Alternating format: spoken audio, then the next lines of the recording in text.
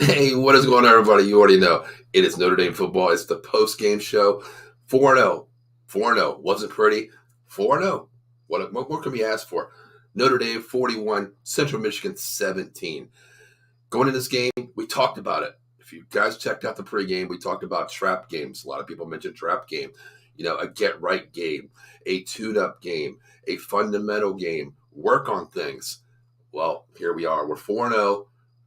That's all I can ask for. Wasn't pretty, but it is what it is. It's 4-0. That's all I can say. Last year we were 2-2 going in to this set here. 4-0. Here we are. Notre Dame football. 4-0, baby. What else can we talk about? Let's talk about it right away. Sam Hartman. Oh, wow. Let's talk about him. 16 for 26. I said he would have around 250. I said 16. Actually said 16 for 26, about 250, 2 TDs. Past my prediction. Sam Hartman, 16 for 26, 330 yards, 3 TDs through the air. Had a little scare in the third quarter where he got wrapped up. In college, a lot of people don't understand in college that is not a roughing the passer. When you're intact with a defender on the offensive line, it has to be a clear-cut pathway, wrapping the passer anything below the knees, which is kind of different from the NFL. A friend of mine texted me. He's a Notre Dame fan. He was like, "That's BS. How could that be a non-roughing the quarterback?" But like I said, in college, it is different. Any being below the knees, it has to be man on man, and it can't be like in contact with an offensive lineman, which he was. But I didn't agree with the twisting of the ankle, which we've seen on Hartman as well. It happened twice. He did come up a little bit hobbled. The one thing I can say about Hartman, man, the dude is a warrior. I mean, in high school, even in Pop Warner when I coach, if a ref sees you without knee pads, it's a 15-yard flag automatically. I've seen refs come up and just tap you on the cup area and make sure you're wearing your cup and stuff like that. But Sam Hartman is such a beast, man. The dude has no knee pads. He barely wears thigh pads. It's insane, this guy, man.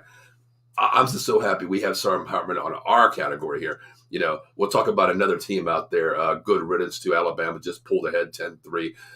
Tyler Buckner's already been benched. We already know him as a quarterback from past Notre Dame.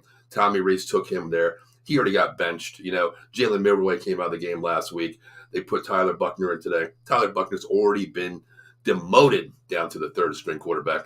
Freshman Ty Simpson comes in and starts a little uprising there in Alabama. So, hey, Tommy, wish you had a quarterback like Sam Hartman. Sucks for you. But anyway, good riddance. See you later. Good luck, Tyler Buckner. We have Sam Hartman, 16 for 26, 330 yards, 3 TDs. But that's not the biggest thing we need to talk about today. Let's talk about the man, the myth. I call him the Jerome Bettis 2.0. He's 5'11", 230 pounds. Bettis, 5'11 and a half, 251 pounds, 20 pounds lighter. Can we talk about the blazing speed that we had? One touchdown was called back, so it could have been possibly another 65 yards added on to a career high from Audric Estime. His fourth 100-yard game of the season. This dude is insane. I mean, let's talk about the power and the speed that Audric Estime has. You look at his carries between tackles, off tackle. It doesn't matter where he's getting the ball. He is going between tackles, getting outside, bouncing outside. Yes, a lot of it has to do with the offensive lineman led by Joe Alt.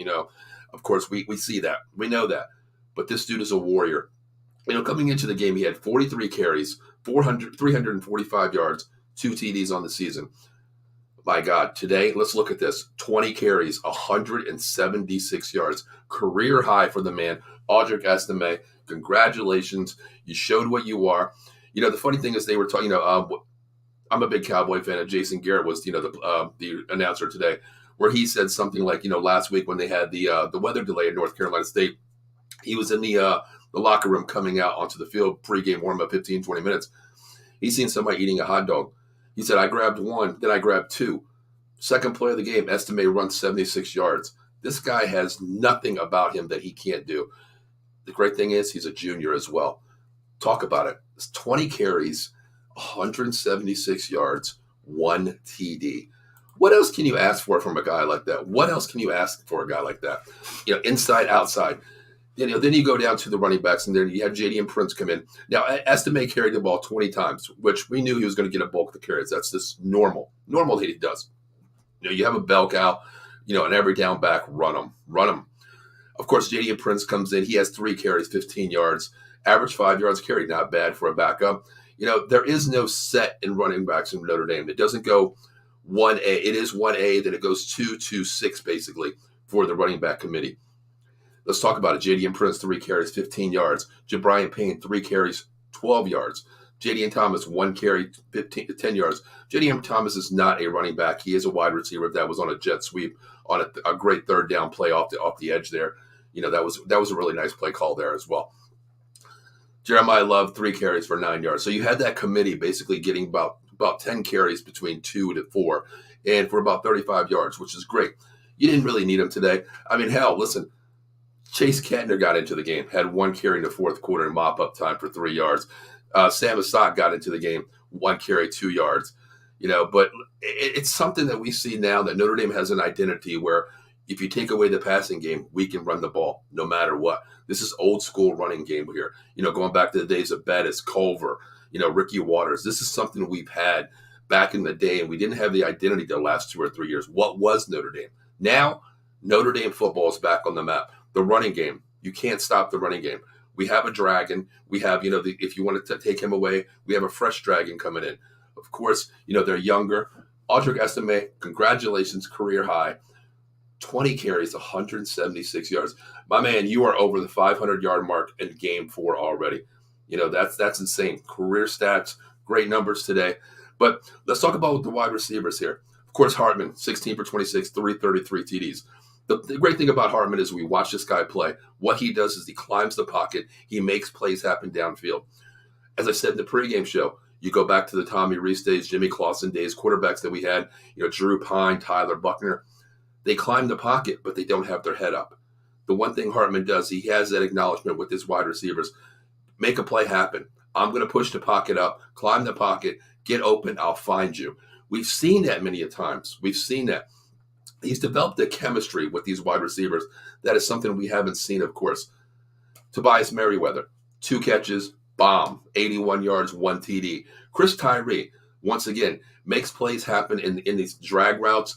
Of course, looking downfield as well. 2 catches, 88 yards, 1 TD. What else can you ask for? I mean, the wide receiver unit here, there is no big name out there, of course. But what Hartman does is he looks for players downfield to make things happen. Always have your eyes up. I talked about earlier on the defensive side of the ball, if you want a relay tape to show your kids, look at Howard Cross and look at, JT Baran or a LaFai out there. That is something that you want to see going back to the Chris Zordich, Michael Stonebreaker days. To me, what I see, what Sam Hartman shows you, being an acknowledged 6-year leader here, 6 years in college football, he's showing the veteran poise out there. He climbs the pocket. When you climb the pocket, you always have to have your eyes up downfield, which he does. He knows he can run the ball. He's not the most mobile quarterback in the college football. Not even probably much on his team, most likely. I'm pretty sure Anginelli could beat him in a 40-yard race, but Sam Hartman keeps his eyes downfield, which actually is so much greater than what we had before, where he's looking for the wide receivers downfield. Tyree, 2 catches. Merriweather, 2 catches. Jaden Thomas has really come up big. Being that big presence at 6'4", can high point balls with speed. That's something, I go back to a day like Jeff Samardzija, where I see that possession wide receiver on the outside getting open. If it's a high point ball on the sideline he can only get it, that was Jeff Samardzija. That is something I see in Jaden Thomas as well. 6'4", big natural receiver. I think the biggest guy we've had in a while was, if you guys remember, David Robinson Jr. Yep, the Admiral's son. He stopped playing football due to injury, I believe it was. I'm not sure what the injury was, but he did stop playing football for Notre Dame. Great possession receiver, not big stature weight-wise, but a big high presence wide receiver. That's something I go back to. The other guy I want to talk about is Jaden Greathouse. Listen, this guy, I tell you, he's another burner as well. You look at these wide receiver catches today, they really didn't have to throw the ball as much. You look at the yards, 330 yards, but then you got to be amazed by that stat, 16 receptions for 330 yards. Like I said, I'm a Nova grad, and I'm not that smart. I didn't go to Notre Dame like, these athletes that we have, these athletic, academic athletes we have. That's about a 20, maybe a 20.1 catch, yards per catch. 16 for, 330 yards. That's insane. That's keeping your eyes downfield, always looking beyond the sticks here. That is something that Hartman has with these wide receivers. I'll climb the pocket, get open, we'll get the ball to you, which is great. 17 catches, 342 yards. One was a minus 10-yard play there that we had two, actually, a 6-yard and a 5-yard play, which took us down to 330 yards because Hartman did nail the ball, and that is a pass minus 1 yard there as well, which is kind of stupid, but they don't play for stats. Of course, Hartman doesn't. Real quick, there's a comment here. Dave Yarnell, kudos to Notre Dame's getting the win. I thought Central hung in there until the end. You're right. I mean, they did. You a lot of times you look at, other teams, less power teams, less man teams. What they do is they look at, their schedule, and they see, hey, wow, I'm playing Notre Dame, one of the most prestigious, if not the most prestigious college in college history here. Yeah, wow, we're going to South Bend too. I mean, one of my guys down there today, Sean Kilrain, is down there. He sent me a couple pictures, and I've been there quite a few times. And it's just an amazing venue, amazing stadium, amazing campus where the first thing you get off that bus and you're walking around, you're in awe, even as a fan. Just imagine a player growing up, you always see Notre Dame, going back to the Four Horsemen days, Paul Hornung days, even going to Lou Holtz, people like that. National championships, always. So you think about that, you get off the bus and you see this prestigious stadium here. You circle that date. If I'm a coach, I'm like, wow, I'm actually going to Notre Dame to play them. But kudos to them, exactly like Dave said. They did hang in there. Man, who would have thought they would have had 14 points in the first half? I really didn't. I was like glued to my seat thinking pre-game I said this could be not a trap game. There is no such thing as a trap game to me, being up a 30-point favorite, which they almost covered, 24 points there. They almost covered. Didn't cover if you're a betting man, but it wasn't a trap game to me. It was a get-right game. We did see a lot of different looks from Notre Dame. I mean, today was a well-balanced attack, which is great. That I love seeing that. Power to Estime here running the ball, of course.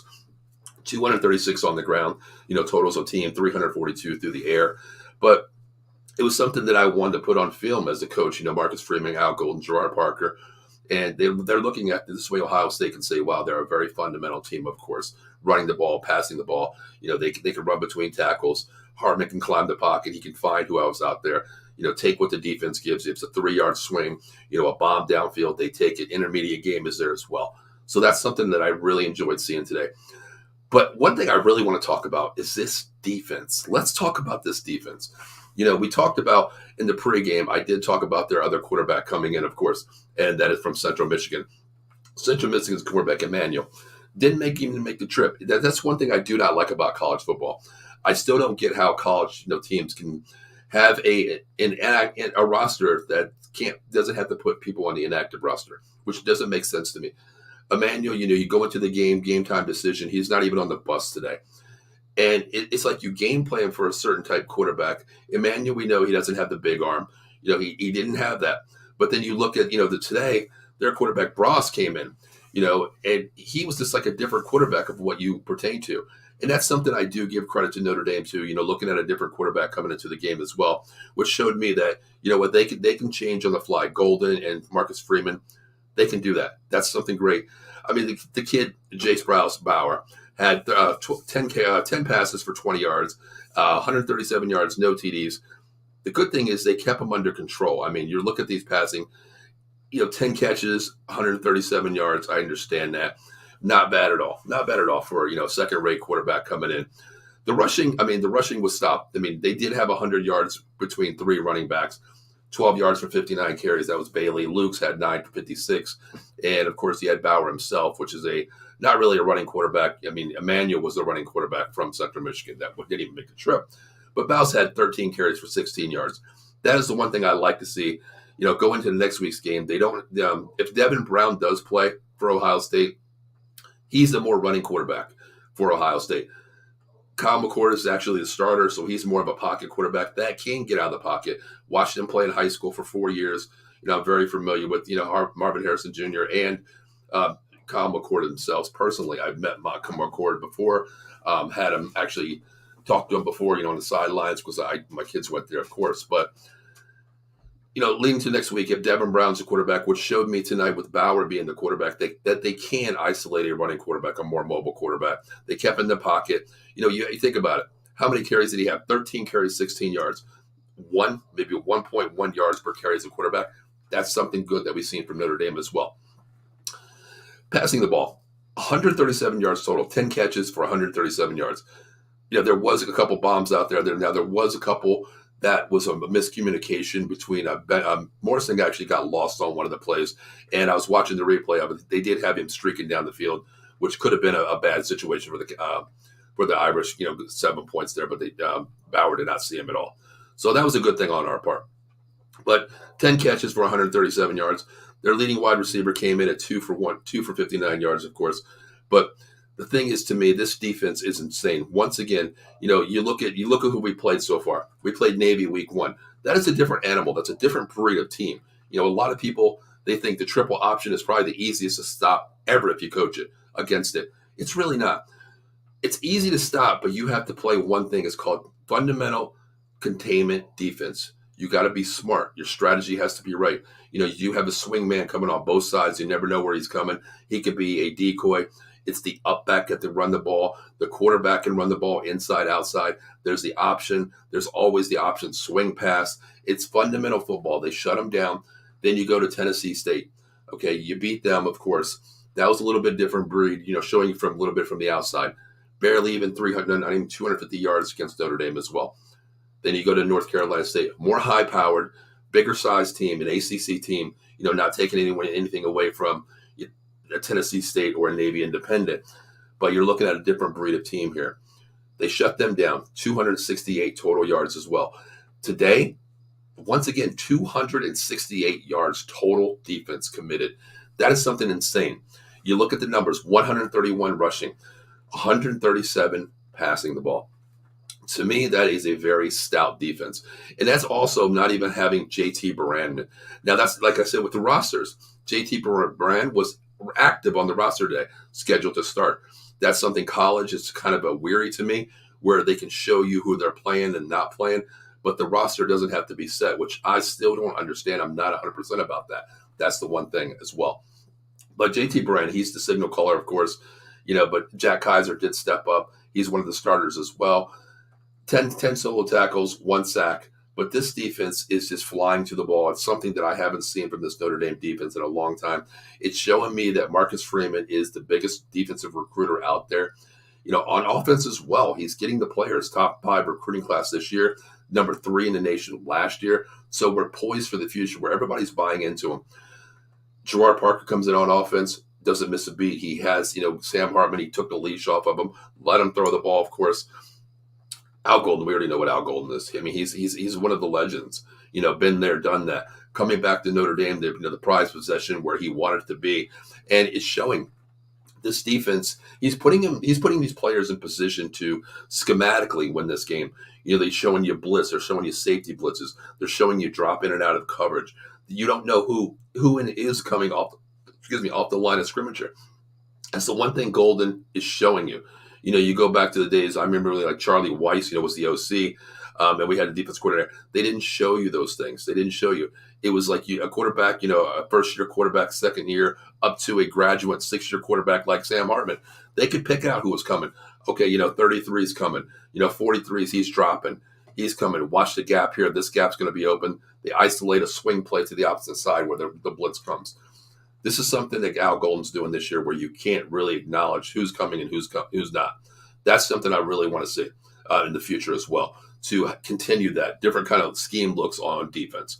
But real quick, you check out, there's what comment coming in. Ken Fry, congratulations. I was at cameras waiting for Billy Idol to come on and then the shine down. There you go, Ken. Have a great time out there. I didn't even know Billy Idol still sung, honestly. I really didn't even know that.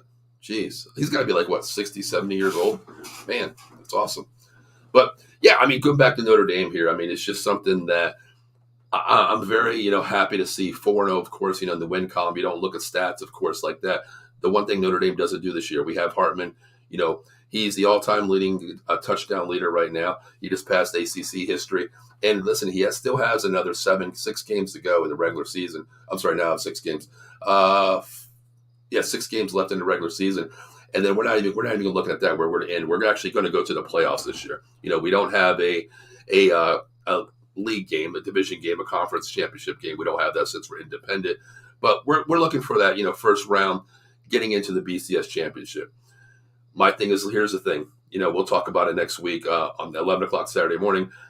Bring on Ohio State. It's time. I mean, last year we went down to the shoe. Unfortunately, came up a little bit short. We hung with them for 4 quarters. And then, hey, listen, when you have 5-star athletes, 3 and 4, we have 3-star athletes. We have a couple 4-star athletes. But Ohio State is just a recruiting class where it's 4-star, 5-star athletes. We hung with them for the first 4 quarters. And then, halfway through the fourth quarter, that's when the Ohio State horses got on the field and said, you know what? Welcome to the thoroughbred races. Welcome to the horseshoe. What's a different story this year? Ohio State is coming to our neck of the woods, South Bend, Indiana. Prime time, 7:30 on NBC. Under the lights in South Bend. Those bagpipes are going to be pumping. That's when it's going to happen out there. What better time to have the number 4 ranked team in the nation come to South Bend and face us 4-0. All the momentum's going our way. It's time. You think about, do people circle games on their calendar? I'm not going to lie to you. I know I did. I've been waiting for this game for such a long time. Not a rivalry, I don't want to say, but a rivalry from last year, a rematch of what coulda, shoulda been. I think honestly, not going back, shoulda, coulda. But what if Notre Dame would have won that game last year in Ohio State? They were I think it was 9-point underdogs, even being a lower ranked team by 2. I think it was 3-5, 3-6 ranked. Lost the game. What if Notre Dame would have won that game? I don't want to say they could have, then again turned around against Marshall. We don't know. Anything can happen in college football. We know that. Look at the games today. Georgia was down 14-3 at halftime. Kirby Smart goes into the locker room. Next thing you know, boom, boom, touchdown Georgia, right back into the game. I talked about Alabama. We all know Alabama's a dynasty down there. 5-star recruits every year, in and out, no matter what. Look at them. They're in a dogfight, 10-3 versus South Florida. Going through 2 different quarterbacks today, now starting the freshmen to get a boost out there. They don't have Jalen Hurts. They don't have Tua. Hell, they don't even have Mac Jones anymore. But Tommy Rees, hey, have fun down there, brother. But next week, Ohio State, of course, we'll be back doing this at 11 o'clock on Saturday morning. I can't wait. I'm actually trying to get an Ohio State fan. I know a couple of them that I went to high school with. I do have one that's a college friend that actually went to Ohio State too. So we're going to, if you don't know anybody out there from Ohio State, a podcast or whatever, come on down to South Bend. Come on right onto the podcast, the Golden Dome podcast here, and let's talk this out. You guys arguably are one of the top teams in the nation, ranked number 4 right now. Hey, you got 2, you got a Heisman candidate out there, of course, and Marvin Harrison Jr., but, I don't think he's going to win the Heisman as a wide receiver, doesn't win the Heisman at all. You think about it.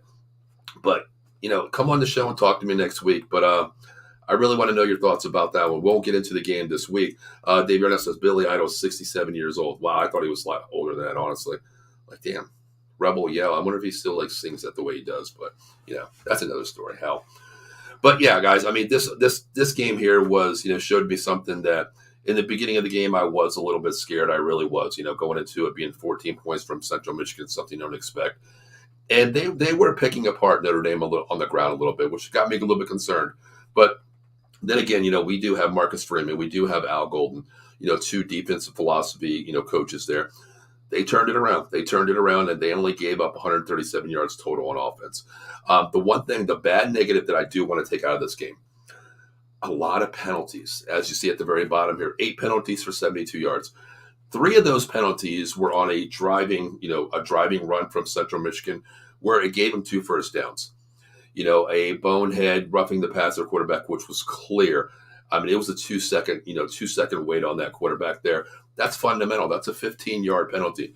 It didn't really hurt us today. It gave up 7 points, of course, which gave, the extra 7 there, which should have been 10.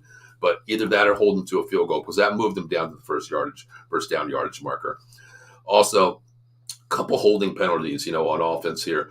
One was the insane run that we've seen from Austin Audric-Estime, a 75-yard gamper off tackle.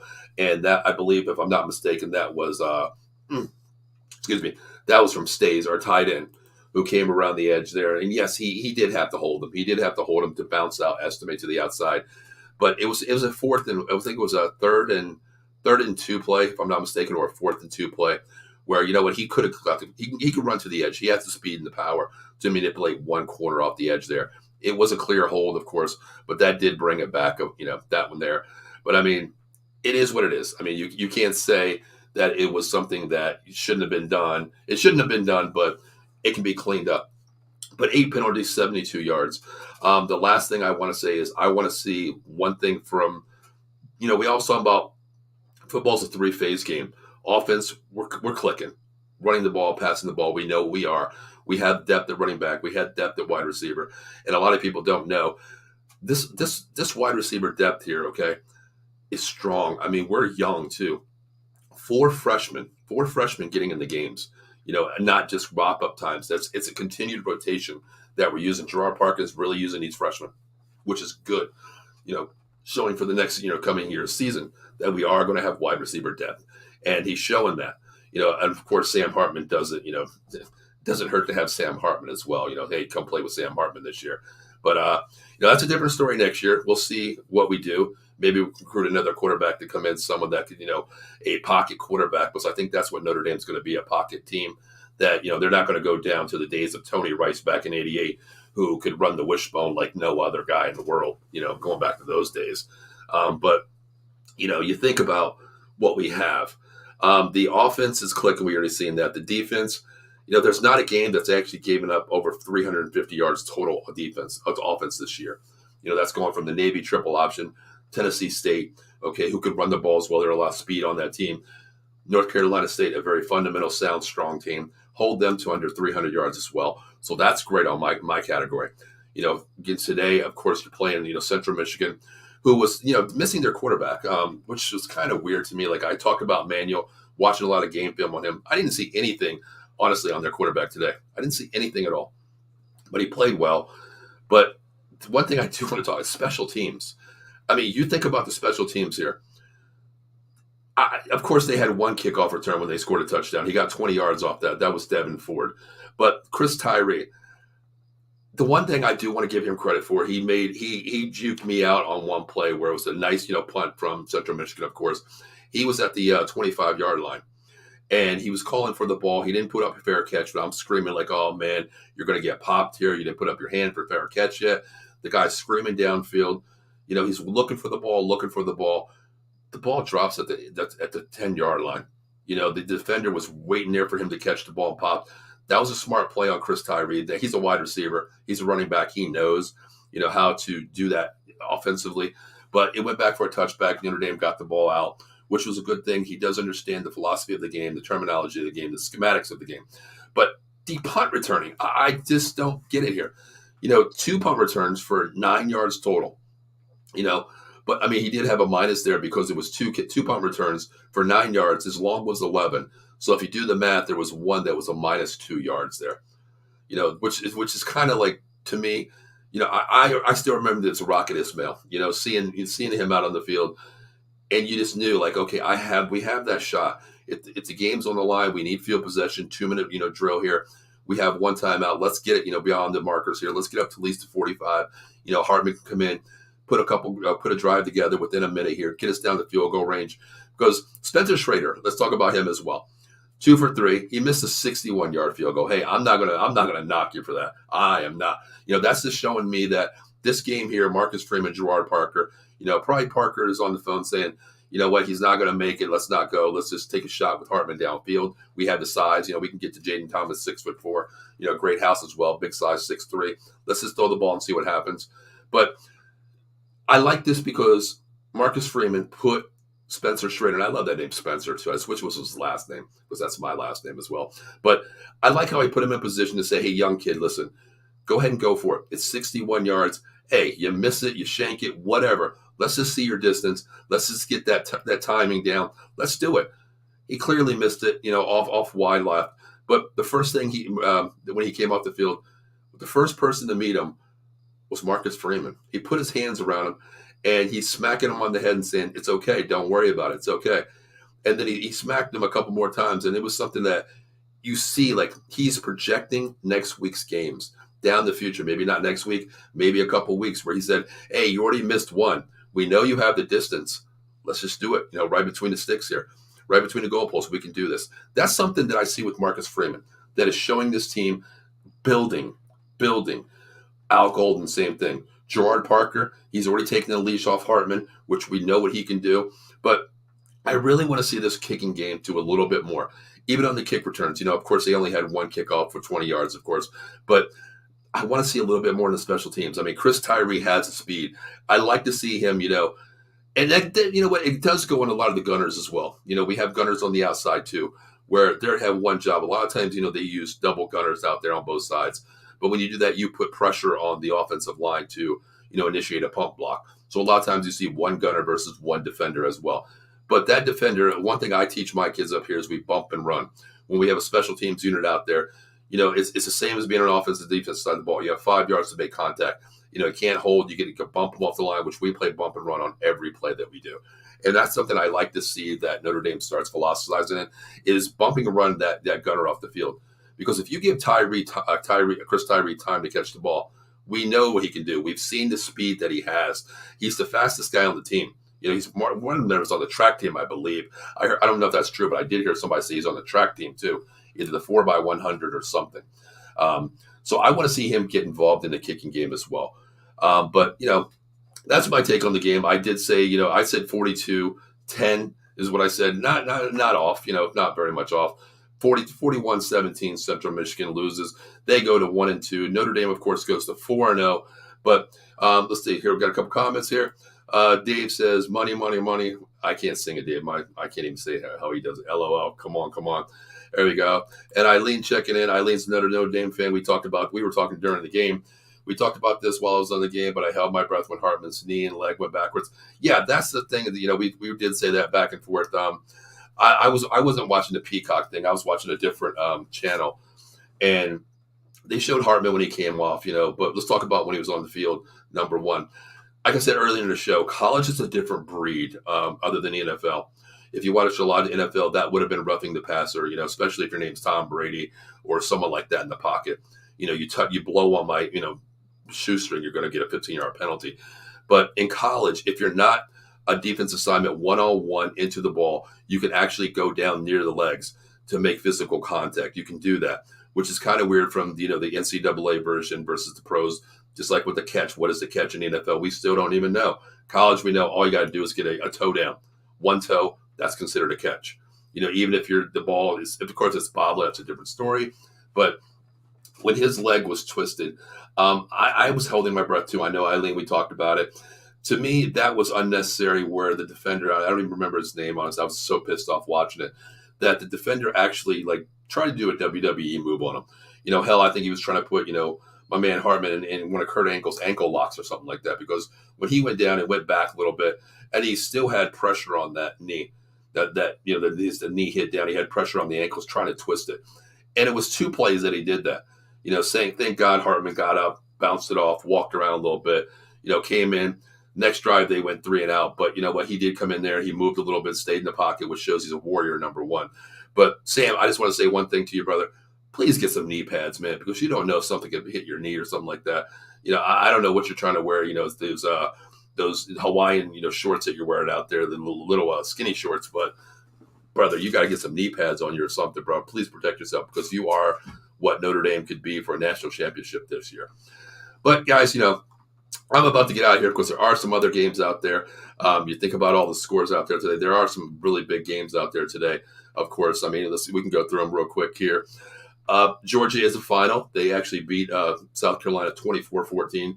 Huge turnaround for Kirby Smart. They were down 14-3 at halftime. I would love to be a fly on that wall, listening to Kirby Smart. If you guys want to hang it up here, let's just get on the bus and give the championship to another team this year. Let's not go, back to back to back this year. We are defending back-to-back champs. I want that to repeat. I would love to be a fly on that wall as well. Alabama's in a dogfight still. Alabama has the ball right now on the Alabama 23. They are up to 10-3. As I said earlier, Tyler Buchner has been benched for the freshman Ty Simpson in the game now. Hey, you know what? Tommy Rees, you wanted Tyler Buchner. We knew what he was. Well, you know what? Hey, it is what it is. They're up. Alabama's up 10-3. Oklahoma rolls 66-17 over Tulsa. The Hawkeyes of the Big Ten beat Western Michigan 41-10. Team we're playing next week. little concerning, Ohio State. Ohio State, 63-10. I'll give you some numbers really quick here. Let's see if we can pull up some numbers here on this game here, guys. Let's see if we can pull some numbers up really quick. I mean, we'll get into a little bit more. Here we go. Let's talk about Kyle McCord. Kyle McCord, their quarterback, 318 yards, 3 touchdowns. So he's having a good game. It's all I want to look at. I'm not going to look into it too much there. Western Kentucky. Okay. Say what you want about him. Hell, we should have beat, maybe we should have beat Central Michigan 66-17. Who knows? But to me, there was a lot of things we needed to work on. And there are continue still things to work on. We know what Ohio State is. Very fundamental, very stout, very strong, very fast, very, very, very disciplined team. Let's put it that way. 2 people that probably circled this game on their calendar. Marcus Freeman, the alumni, Ohio State University. Probably circled that game too. Last year, especially a rematch this year, circled it. You're coming to my house here. Welcome here, Buckeyes. Of course, Gene Pappas, our defensive end transfer from Ohio State. You think he's got a little on his mind too? I mean, he had a sack tonight. He gets pressure on every category and every game, every situation on that he's playing right now. So I can't wait to see the game. But guys, I'm going to get out of here. I'm going to go watch some other football tonight. So I appreciate everybody checking in. We have 17 live viewers, guys. Listen, please, comment out there. I really want to hear yours. This is my opinion. I want to hear yours, of course. It's an opinionated show. I give you my opinions. You give me yours. But the last thing I want to leave you with, guys, is our sponsors real quick. Let me talk about our sponsors really quick here.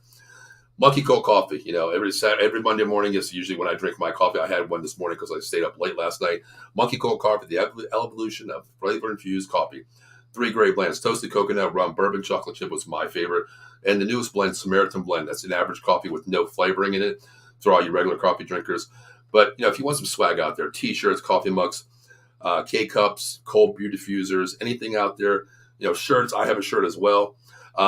Use the promo code OOTB Sports at monkeycoldcoffee.com for all your needs out there. Of course, guys, Christmas is coming up. Birthdays are coming up. The holidays are coming up. What better way to give your sports friend, the sports person in your family, the ultimate game day mug? Even though they're mostly baseball mugs, they are designed from a baseball mug. Use promo code OOTB Sports 20. That's 20% off at dugoutmugs.com. You can get specialized mugs for any occasion, wedding, Christmas gifts, whatever you want. Hell, if you don't like, if you hate Ohio State as much as I do, you can get one with the Buckeye on it, which, have our leprechaun kicking him in the ass. Do whatever you want to do. Because I just ordered my custom mug, the Out of the Box Sports Entertainment mug. And I just got my tracking. That should be in here about 3 weeks. They do take about 4 to 6 weeks to make, though. Also, next week, I'm sorry we don't cover, Indiana, but I hope the Ohio State players give them a call, especially, Coach Day gives them a call, because I hope that you're ready for this ass kicking. We'll call Jason Fine, Attorney Big Out, 1-800-HURT-123. Motor vehicle accident, slip and fall, workman's comp, personal injury claims. My guy has you covered. Philadelphia, Cherry Hill, Pittsburgh, 3 convenient locations all throughout. I cover the Pittsburgh area. Great guy. I've worked with Jason for about 15 years now. Great friend of mine. And also, if you make sure you mention Out of the Box Sports here by calling 1-800-HURT-123 and saying, hey, I heard about you on Out of the Box Sports. I want the family rate. Most lawyers charge me $50, $45, $40. Well, I guarantee you, I promise you this. If you give Jason a call, you mention Out of the Box Sports Entertainment, I promise you, there's no obligations, no hidden fees. You don't get paid until we get paid as well. And you get a 33 and a third percent rate. Guarantee it right off the bat just by mentioning Out of the Box Sports Entertainment. Last but not least is our show schedule, guys. We have something for everybody. This is why we always tell you, please make sure you share, subscribe, follow us, because it could change at any time. Today we had a pop-up show from Black Layer at 1:30 talking about the Raiders. But every Monday is Joystick Junkies Sully Squad, followed by Big Blue Power Hour, which is a giant show. They will be switching nights because of Monday Night Football, to be announced. Tuesday nights, we have a Commanders show, Commanders Gridiron. Extra innings talking to MLB. Wednesdays, we have got you covered with the Mets. Yeah, we do talk about, teams that are in last place, basically. We do that.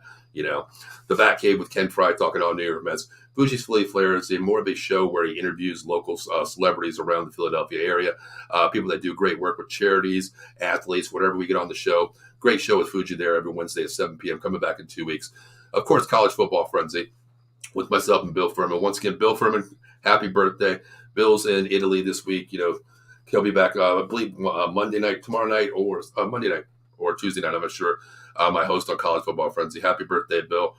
On that show, we had one of the quarterbacks last week, Matt Groth from USF Bulls, who are playing Alabama this week. He played back in the day there in 2009, I believe, 2012 to 16, I think it was, or 2009, I'm sorry. And, of course, you can check me out on 215 Boys every Wednesday night, 9:30. And also, I will be doing a pop-up show tomorrow right before the game. I believe I'm going to do that at 3:30, a pregame show before the Jets game. Thursday night, if you're an NFC East fan, this is it. 4 hosts, 4 teams, 1 show. Straight trash talking, having fun. What better way to start the week? The NFC East roundtable. It's a war room, I'm telling you. WWE fans, we got you covered. The Atomic Drop podcast, of course, 10:30 Friday nights. Talking all WWE action. And do you smell what The Rock is cooking? Because The Rock is back. What a way to watch wrestling last night. And of course, this is Golden Dome podcast every Saturday morning at 11 a.m., followed by a post-game show as well. Silver and Black will be on every Saturday night at 9:30 is what I'm hearing now, between 9 and 9:30. Time to be announced. And also old school show once a month, Thursday, 8:30 p.m. If you're a Dallas Cowboy fan or San Francisco 49er fan, that show is going to be about you. The rivalry of the 80s coming back. So, for myself, guys, I'm out of here. Notre Dame is 4-0. So I'm going to leave you with one last image. This is what I feel. This is what I believe. So, guys, next week, Saturday at 11 a.m., I will be talking Notre Dame football versus the Ohio State Buckasses. Tune in next week. As you already see it, the leprechaun is going to be kicking Brutus right between the ass cheeks. So, guys, please stay tuned to that. You already know. And I'll see you next Saturday. At what time? 11 a.m. Until then, go Irish. Kick some Buckeye ass next week. We'll see you later.